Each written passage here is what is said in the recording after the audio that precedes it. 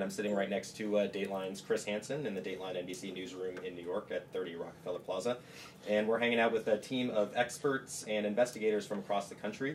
I'm going to turn it over to Chris to introduce the rest of the group. Thank you, Anthony. After 30 years on live television, it's a great experience to be here live for the first time on the web here on Google+. We've got a very interesting group to join our discussion today. We first have Linda Smith, who appeared in our report. She's the Deputy Assistant Secretary for Early Childhood Development at the U.S. Department of Health and Human Services. In Dallas, we have Scott Friedman, who is the investigative reporter at our NBC station KXAS. And in Houston, we have Amy Davis, the investigative reporter at NBC station KPRC. And in Miami, Jeff Burnside, the investigative reporter at the NBC station WTVJ. Thank you all for being here with us today for Google+.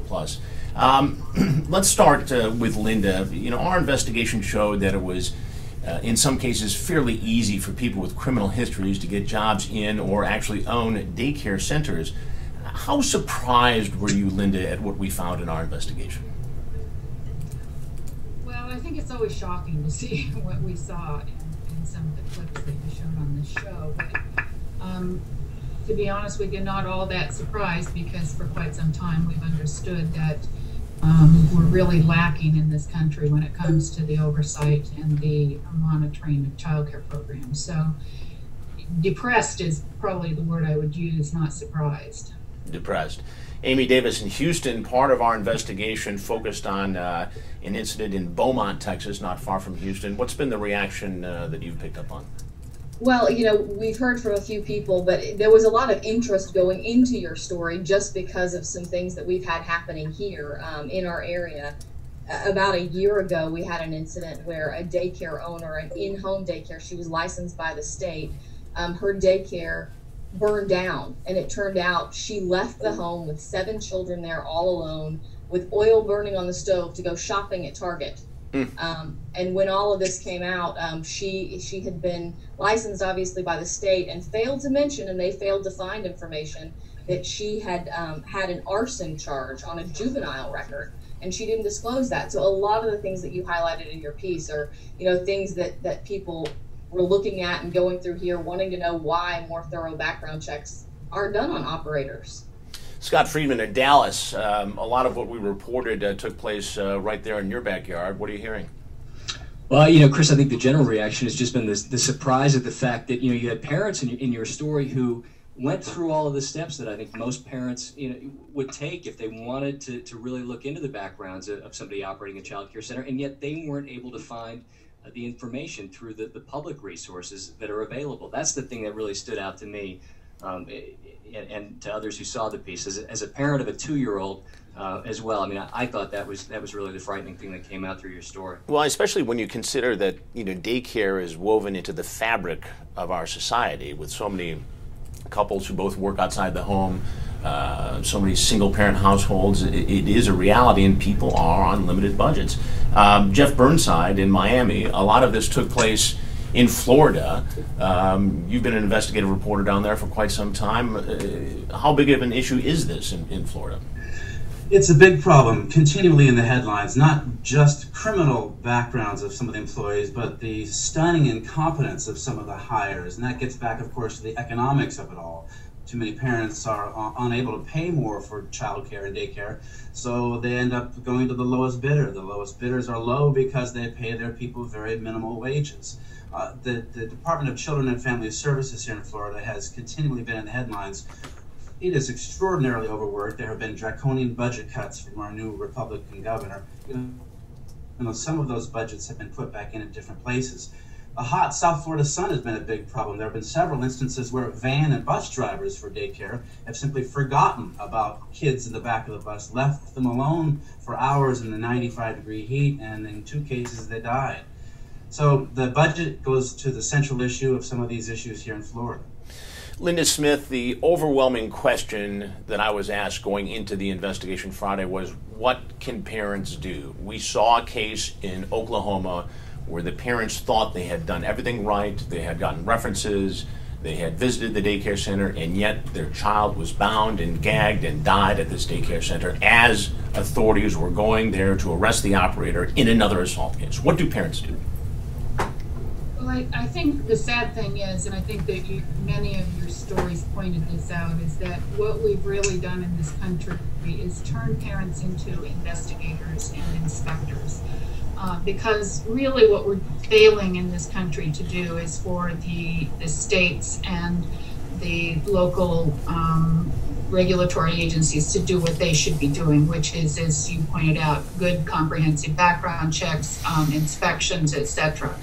And so what we're turning parents into are inspectors. And I think what parents should not be fooled into thinking is that a license means more than it might mean in a state. And I think in the case of the child in Oklahoma, there were assumptions made that that things had been done, etc. So I think that what we've got to do and what parents have to do is assume nothing and go in and ask everything. And I think they did make a couple of points where they'd gone on and done the web search, they'd done their homework, but I think it's going to take more drop-in visits from parents during times like nap time, because that is one of the times that parent things can go wrong during mealtime, during times of high stress. Parents should go and visit and drop in. In about half of the states right now, the states have inspection reports and complaint reports online, and parents should definitely go and check those. Because those are a source of information. And parents in states where that's not being done, parents need to ask the state why not. Because they have a right, as I was trying to make the point on the show, they have a right to see this information. They have a right to know that that provider had 13 allegations or findings against her. Because parents can't make informed decisions if they don't have that. I want to stick with you, Linda, just for a second and put a question out there that we're getting here on Google Plus Live from Kay. Where do you start with researching a daycare once you have your list of centers in your area? How do you verify citations, violations, inspections, that sort of thing? Where can parents go to do this? Only 11 states do comprehensive background checks, Linda. What are they supposed to do? Well, they can go to their licensing agencies, and that information is available, whether it's on the web or not. They can go in, if they have to go in person and look at this. That's not ideal. I mean, with technology, they should be able to see all of this online on the web. But that's one of the things they can do, is go to the licensing agencies and ask the questions. Because as again, in the case of the Oklahoma story, the police had the information, the parents didn't. And so I think one of the things they can do is that parents can do their own background checks. And I hate to suggest to parents that that's the vehicle that they need to use. I think this ought to be a public responsibility. But parents can go and have those things done if they are inclined to do that. Jeff Burnside in Miami. Florida is one of the states that actually grants exemptions for people with criminal histories if they want to go into the daycare business. How big of a problem is that where you work?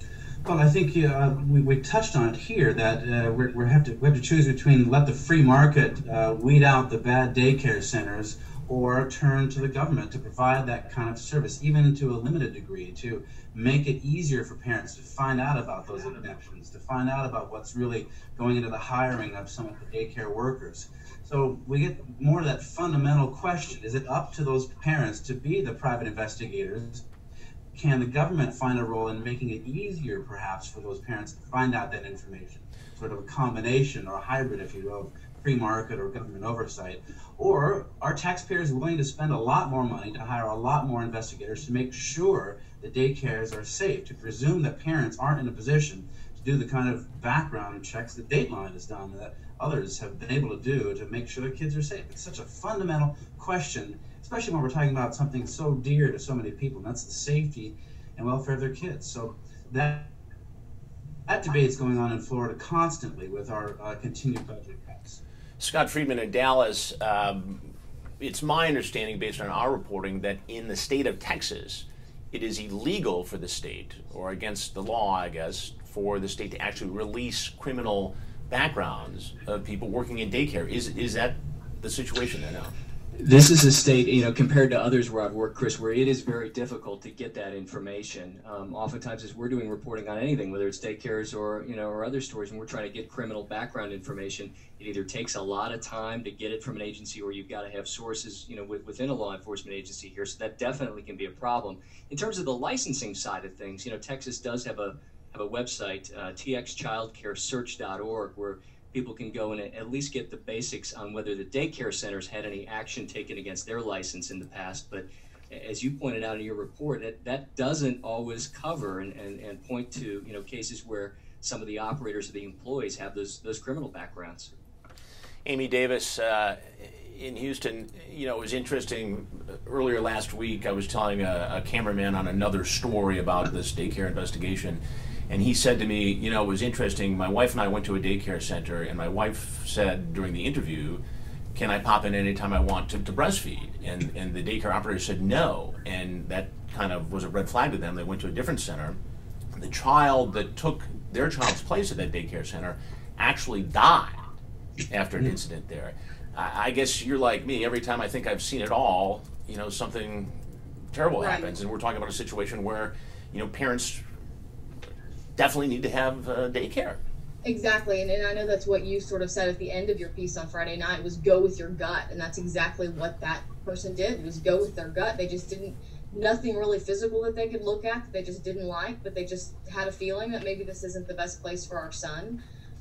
But more looking at that website that was mentioned in Texas for inspections where you can go, in some ways it's almost misleading, because you can see violations on there against daycares that when the inspector went in from the state agency, they said, oh, well, they didn't see background checks for some or all of the employees in the daycare's file, which the state says they're required to keep, which leads any parent to believe when they see that if they don't have that violation, then they've done all those background checks. But from what we learned from your piece, those checks really aren't all that thorough. So I think a lot of parents, one question that I have a son who's going to be a year old this week. Is it reasonable? I mean, and could you even, it's very expensive to do these checks that include state, federal, fingerprinting, sex offenders, all of the things that you guys checked, to ask the owner of the daycare on an interview, hey, I want a list of every single employee who works here. And then there's the turnover rate to consider. So sort of what do you do as a parent? Well, I guess the reality, Jeff, in Miami and all across the country is, sometimes in these daycare centers, the people employed there are not really well paid. So you're getting a situation where you get what you pay for. So true. I mentioned that earlier about the bus drivers who inexplicably left the young toddlers in the hot van in the back all day long, and they died. Again, it goes back to, I also think that a lot of the problems tend to focus on lower income people and providing services in low income part of towns, which should be a real concern for all of us, because those are the parents that can't afford the high quality daycare center where they can have a greater degree of assurance that those employees are paid higher wages and therefore, one would presume, a little more responsible. So again, it goes back to those economics, but I really like the point you made earlier about the gut check. Parents need to be aware that they can do all the checking they want, they can do all the web searches they want, but again, it goes back to that gut check, because remember, they're talking about their kids. So the wages are a big issue, and also this, as I said before, this ability for the government to leverage the access to some of these background checks and some of the background information that parents need. Scott Friedman in Dallas, what always burns me as a journalist is that so often the people getting taken advantage of are the most vulnerable. And here again, that is exactly what we saw in this investigation. Yeah, no, it's so difficult to watch, in your story. And one of the things, too, get back to the issue of the hot daycare vans. We in Texas actually have a law now that was passed in 2009 called Jacob's Law that was designed to require daycare operators to go through additional training, at least 2 hours of training a year, to deal with the issue of kids being left in vans. And part of the law requires them to go through a more extensive check of the van to make sure that the kids are out. And yet, even since that law has gone into effect and that additional training has been in place, we've seen at least one child die in one of those hot daycare vans on a day that was in the hundreds. here in the Dallas area. Yeah, that's tough stuff. We have a question from Facebook from Stephanie. We keep mentioning 11 states have a great screening process, but never said which 11. I have that list here, and it is as follows: Alaska, South Carolina, Tennessee, South Dakota, New Jersey, Mississippi, Illinois, Idaho, Michigan, Hawaii, and Washington are the 11 states with comprehensive background checks. Linda Smith in Washington from the Department of Health and Human Services. Should it be mandatory? Should there be a federal law that says, look, every state has to do comprehensive background checks?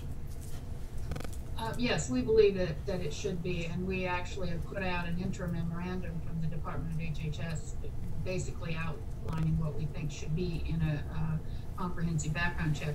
But I want to back up and say one of the things about a comprehensive background check, and I always use myself as the best example of why this is true. When we say that, we mean a background check that is based on fingerprints, because with a name like mine, Linda Smith, I live in Northern Virginia, I cross into Maryland, and you won't find me. You can't find me in Northern Virginia. So I think that we need to be clear on what we mean when we say that, comprehensive background checks. Because I think you can lose a lot of people if you don't do that. That being said, as Chris said, only 11 states do comprehensive based on background or based on fingerprints. But some of the more frightening things is that most of the states, I think it's only about half of the states right now, check the sex offender registries. So again, that's part of a comprehensive background check. And I'm not really trying to alarm parents here, but I do think parents need to know the reality of some of this. I want to make one other point Sure. about what you were all talking about with the gut instincts, because I do think that that is really important. And I tell parents when they go into a child care center to, number one, interview the director of the program, but then go find the person who's going to care for their child and interview that person as well. And find out, ask basic things about their philosophy on child guidance and discipline, because that's one of the big areas where parents need to be very comfortable. Spare the rod and spoil the child. If that's what they say, I would leave. I think that, and your gut tells you. In most states also, I want to footnote that most states have laws that say parents must have access to their children at all times. I think it's only in 2 or 3 states that that's not the case. So if a child care provider is telling you that you cannot come at any time of the day and see your child, then again, not only gut instinct, but the law would say you should leave, because that is not a good situation and there's obviously something not right. Let me continue with you, Linda, just for a moment. Don't some people deserve a second chance? If you had a minor criminal offense 15, 20 years ago and you've been clean ever since, shouldn't you be eligible to work in daycare? Well, as you know, I think I said this on the show, and I really think that it depends on the nature of the criminal offense. Personally, I am not comfortable with someone who's had a criminal offense that involves a child in any way, whether it's child abuse, neglect, leaving a child on a van, or any of those things. I think those people should be disqualified. What about? I think if there are other things, you know, that are 10 or 15 years in the past, I think there's always room for things to be thought through. But violent offenses, especially involving children, I just think that's, it's very risky. We saw in our report, Linda, a situation where we went to go talk to a daycare operator who had a criminal history, but it was, several years ago. And it was an opportunity for him to tell me that, hey, I've changed and I run a great daycare center here. Instead, he lost his cool, as you saw, and became irate. Now, again, you could argue that maybe I was pushing his buttons a little bit, but, is that a person who should be running a daycare center? And in my estimation, no. I remember that clip when you showed it to me on the show. It really disturbed me. I was quite shocked by it, and I think, as I said then and will always say, that someone who cannot keep their temper or control, in that situation, when you're in a situation with 10 or 15 young children who have been cooped up all day and maybe having a bad day, the stage is set for things to go wrong. And I think if you don't have the kind of personality and the composure you know, you're in the wrong business. Amy Davis in Houston, investigative reporter. You mentioned earlier you have a 1-year-old. As a mother, as an investigative reporter, what advice do you give to people who have to use daycare? Well, I mean, for now, obviously, go with the resources that are available, but I think this is a great public service for parents to just know for now, the limitations of the resources available to them. You know, check the state website here in Texas, obviously. Go to places and stop by it multiple times during the day before you decide to put your child there. Obviously, if they say that you can't go at a certain time of the day, I would say cross that one off your list. Also, I think referrals from other parents are great. I mean, anytime you can get another mom who told you, or other dad, that we had our child there, I just think it goes a very long way in making you feel comfortable. But check your resources. Don't be afraid to do some criminal background checks yourself, and obviously meet one-on-one with the people who will be taking care of your child. Let's take a question here from somebody who's following us. Someone in the segment said that when you see the license from the state hanging on the wall, you would think that the state did a thorough background check on these people, but I guess not. What exactly are the exceptions to the rule to open a daycare center when you have a criminal background? Jeff Burnside in Miami. I'm not going to make you quote the citations from the state, but essentially, how does that work there for people to get an exemption to run daycare? Well, you're right. I don't know the specific details. I'll say that right up front. So I don't know the severity of those kinds of crimes, or that category of crimes that can be exempt. But I can point to the systemic situation that brought those kinds of exemptions into law. Tallahassee, which is where our state capital is, far removed from our major population bases. There's long been the accusation that our state legislature, because of its remoteness, is a profitable target, a fruitful target for special interests. And so there are many kinds of powerful lobbies that can go to Tallahassee and get the most amazing things pushed through the legislature. There have been many critics who've said that's exactly what happened in this case. So, but Chris, if I may ask a question Sure, to your guest absolutely. in Washington, D.C. If those states are required to do that comprehensive criminal background check, then does that go into their hiring decisions, or could they go ahead and hire that person anyway, based, of course, with an eye on state laws? And would parents be able to get access to those criminal background checks? Well, generally speaking, in the states that do comprehensive background checks, they come back and they're either approved or not approved. And the child care program, depending on who does the check, if the state does the check, then the child care program may or may not see the check. They just are either approved or not approved. But again, all of this varies by state. It's all dependent on state law. So I could say one thing for Virginia or Maryland, and it would be different in North Carolina. So again, there's just no standardization at all of any of this in this country. I want to get to something that you said earlier, though, which I do think is at the heart of this, and it is about the financing of childcare in this country. The organization that I came to this job from tracks the cost of childcare in the country. It ranges for an infant in childcare anywhere from about $4,600 in Mississippi to over $18,000 a year here in D.C. You know, that care is unaffordable for most families, and I do think at the heart of all of this, where parents are making decisions based on the available resources, which, you know, for many families is very limited, and they don't feel like they have the rights to go in there and demand much more, given the fact that they aren't paying very much, and they know they're not.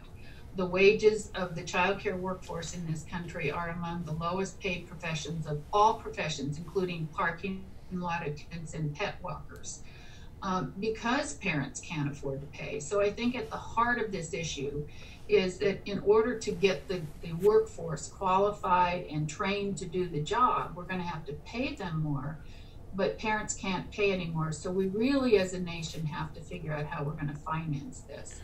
And it cannot just be on the backs of either the parents or the workers. And I think, you know, until we come to grips with that, we're not going to solve this problem. Scott Friedman in Dallas, picking up on that, how big of a problem is it there in terms of, you know, the wages being paid to folks who work in Dallas area daycare centers? I mean, it's incredibly difficult. I don't, you know, cost of living here is certainly a little bit lower than it is in D.C., but still, I mean, you talk with families all the time who are facing that choice that Linda described. I mean, where, you know, you want quality care, but at a certain point too, the affordability is just so difficult, and that's a terrible balance, a terrible decision for a parent to have to make. I mean, there are certainly so many quality centers out there in this area and around the country, but the affordability makes it incredibly challenging, I think, for a lot of families to find a situation that they're comfortable with. Let me toss out a question from one of our folks following us on this web chat today. Are there any federal state initiatives outside of licensing that parents should reference when choosing childcare? Linda Smith in Washington. Well, a number of states are doing some pretty innovative things around this, and you know, if a parent is in a state with what we call a quality rating improvement system, they should check that. There are a number of states who are trying now to look at child care and put some ratings on it. So, for example, I think in Oklahoma there's 3 stars. In North Carolina, I think there's 5 stars. But so that a parent can figure out the quality based on the ratings that the state is giving. Generally speaking, starting with licensing and moving up towards higher levels.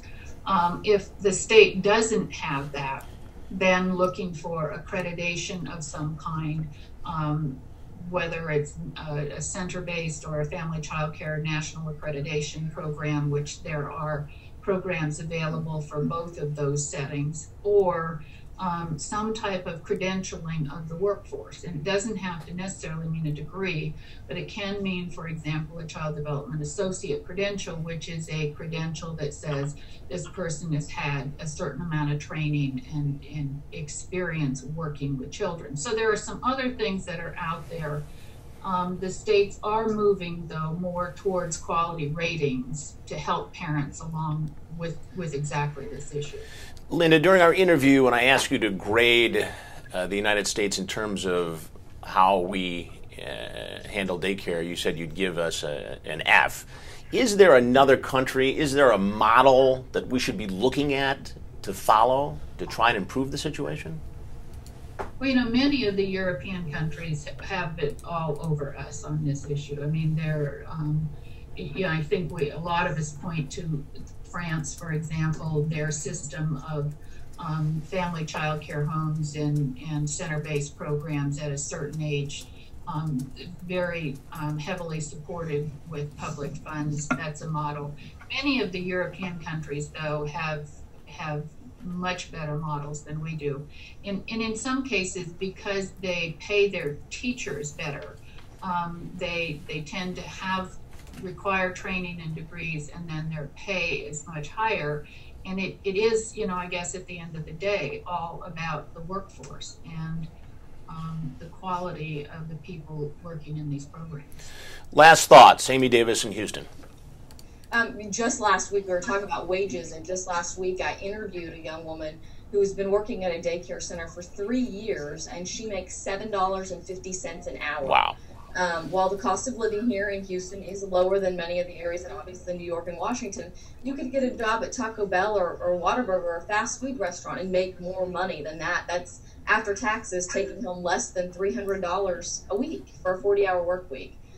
So I just think, yes, something does need to be done there. Obviously, that keeps the daycare affordable for moms and dads who can't pay, you know, $600, $700 a week.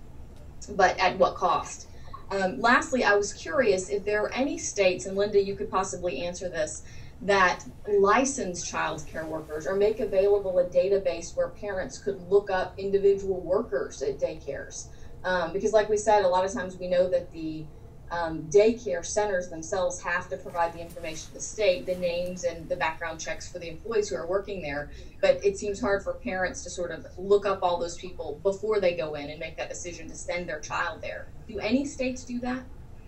Not at this time, they don't. But that's a really interesting thing that you bring up, because one of the things that we've been thinking a lot about is exactly that issue. We license a facility, but then we don't do much in terms of, you know, credentialing and or requiring licenses, like a teacher has to have a certificate before they work in a school. You accredit the school, but you certify the teachers. We don't have that in child care and early childhood, and I think that is something that some people are beginning to think about. Scott Friedman in Dallas, final thoughts. Well, I know one of the main reasons you did this, Chris, was to try to give parents some advice, and I want to just kind of get back to something Amy was saying earlier, and that's, you know, again, using that network of parents around you. I think we found that with our daughter, and I know so many people that I talked to say the same thing, that really one of your best resources is to go to the people around you and find out which daycare centers they've used. You know, same thing goes for babysitters or anything, just to share that information of, you know, this is somebody who cared for my child for years with no problems, day in and day out. That's been one of our best resources in terms of, you know, making decisions for our family, and I certainly hear the same thing from friends. So that may be something for people to keep in mind. Jeff Burnside in Miami, what's your takeaway on this? Well, I think in stories like this, we sometimes overlook the fact that there are lots of very good daycare facilities out there, and we can't really forget to mention that. But those few that really jump out at you in this horrific way need this kind of focus, and my hat's off to you and your whole team for this. And what it does is, like many of our work, it injects it into the public dialogue, especially if that dialogue then transcends into state legislatures. You know, I mentioned earlier the Department of Children and Family Services in Florida is not just about daycare centers, but about the safety of kids throughout our society, especially in foster care homes, and taking them away from parents who aren't being protective and proper parents. Those departments need our support, and if not through the taxpayers, then from some other method or formula that's going to allow them to do our job, the job that we need them to do, because clearly the free market isn't always the best route when it comes to the care and safety of our children. Well, thank you. It's been a pleasure, and thank you for all the work you guys do in your cities. And Linda Smith, congratulations on the new job with Health and Human Services, and we'll keep in touch soon. And just a quick note before we go, thanks to everyone who's joined us from around the country. I'm just going to ask Chris to give us a look at what's coming up on Dateline's The Hansen Files this coming Sunday at 7 p.m. Eastern. This coming Sunday, we have another one of our investigations into lottery clerks stealing winning tickets. So we go undercover in both Ohio and California, and once again, some of these people amaze me as to what they think they can get away with. But we up the ante this time. We've got some $10,000 winning tickets that we use, and it's vintage stuff. It's really amazing. So we'll have that, as Anthony said, next Sunday. And thanks again to Chris Hansen for joining us here in Dateline NBC's newsroom here in New York, to Linda Smith, Scott Friedman, Amy Davis, and Jeff Burnside, and to all of you joining us around the country on Google+, on our website, Facebook, and Twitter. It's the first one of these for Dateline NBC, but we hope to do a lot more, so stay tuned. Thanks. Enjoyed chatting. Thanks, guys. That was great.